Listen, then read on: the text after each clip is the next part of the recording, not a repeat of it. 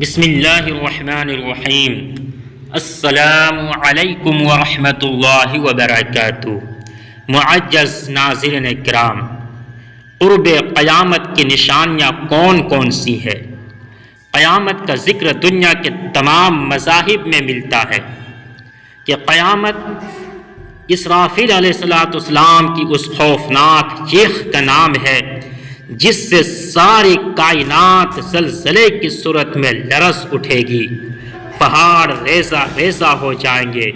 اس چیخ کی شدت سے تمام انسان اور جاندار مر جائیں گے۔ اس ہولناک دن کی خبر تمام انبیاء کرام نے دی ہے، جبکہ اللہ کے آخر رسول نبی پاک علیہ السلام نے بھی قرب قیامت کی چند نشانیاں بتائیں، جن میں خانہ کعبہ کا طواف کا رک جانا ہے، جبکہ ایک موقع پر جب کرونا وائرس ہوا تھا تو اس وقت خانہ کعبہ کے طواف کو بھی روک دیا گیا تھا۔ سوال یہ ہے کہ وہ کون سی نشانیاں ہوگی جس سے اندازہ لگ پائے گا کہ اب قیامت قریب ہے۔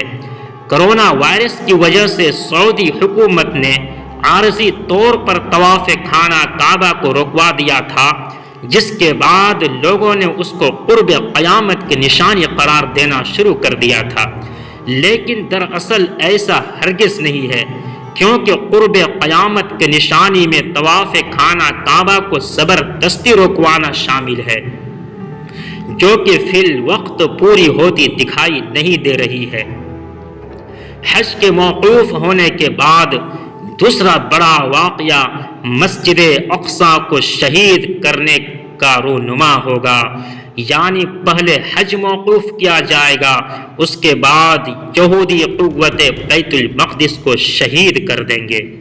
قرب قیامت کی ایک نشانی یہ بھی بتائی جاتی ہے کہ حج موقوف ہونے کے بعد سے لے کر حضرت عیسیٰ علیہ السلام کے نازل ہونے تک مسلمانوں پر نہایت کڑا وقت آئے گا، ان پر ظلم و ستم کے پہاڑ توڑے جائیں گے اور دنیا بھر کے مسلمان انتہائی ضب و حالی کا شکار ہوں گے۔ اس کے برعکس یہ وقت یہودیوں کے عروج کا ہوگا، جس کا وہ کئی برسوں سے انتظار کر رہے ہیں۔ علماء کرام اور اسلامی اسکالرز بتاتے ہیں کہ یہ واضح نہیں ہے کہ پہلے حج موقوف کیا جائے گا یا بیت المقدس کو شہید کیا جائے گا۔ دور حاضر میں فلسطین پر نظر دوڑائی جائے تو معلوم ہوتا ہے کہ بیت المقدس پر یہودی قابض ہے۔ یہودی خود کہہ رہے ہیں کہ وہ بیت المقدس کو شہید کرنے کے لیے مناسب وقت کا انتظار کر رہے ہیں۔ قرب قیامت کا وقت وہ ہوگا جب دنیا بھر کے مسلمان بیت المقدس کی شہادت جیسے بڑے اور غمناک واقعہ پر بھی خاموش رہیں گے۔ مسجد اقصی کو شہید کرنے کے بعد یہودی تھرڈ ٹیمپل کی تعمیر کریں گے۔ یہ واضح ہے کہ یہودی بیت المقدس کو شہید کرنے کے بعد اس کی بنیادوں میں سے تابوت سکینہ کو بھی تلاش کریں گے۔ قرب قیامت کی ایک نشانی یہ بھی بتائی جاتی ہے کہ جب یہودی بیت المقدس کی جگہ تھرڈ ٹیمپل کی تعمیر کریں گے تو وہ اس میں حضرت داؤد علیہ السلام کا تخت لا کر رکھیں گے۔ یہ تخت بنیادی طور پر ایک پتھر ہے جو کہ اس وقت انگلینڈ کے ایک چرچ میں پڑا ہوا ہے، لیکن کچھ لوگوں کا ماننا ہے کہ یہ پتھر اس وقت اسرائیل کے قبضے میں ہے اور اس سے عام انسانیت پر واضح نہیں کیا جا رہا ہے۔ جبکہ یہ پتھر تھرڈ ٹیمپل میں رکھوا دیا جائے گا تو اس وقت دجال کا ظہور ہوگا، جو کہ اس ٹیمپل میں آ کر اس پتھر پر بیٹھے گا اور اس کی تاج پوشی کی جائے گی۔ اس کے بعد دجال گریٹ اسرائیل کی بنیاد رکھے گا، جس کا نقشہ یہودیوں نے اپنی تعلیمات کے مطابق تیار کر رکھا ہے۔ سعودی عرب، عراق، شام، لبنان اور مصر کے بیشتر علاقہ جات اس سلطنت کا حصہ بتائے جاتے ہیں۔ سعودی عرب کے دو عظیم شہر مکہ مکرمہ اور مدینہ منورہ گریٹ اسرائیل کے نقشے میں نہیں آتے ہیں۔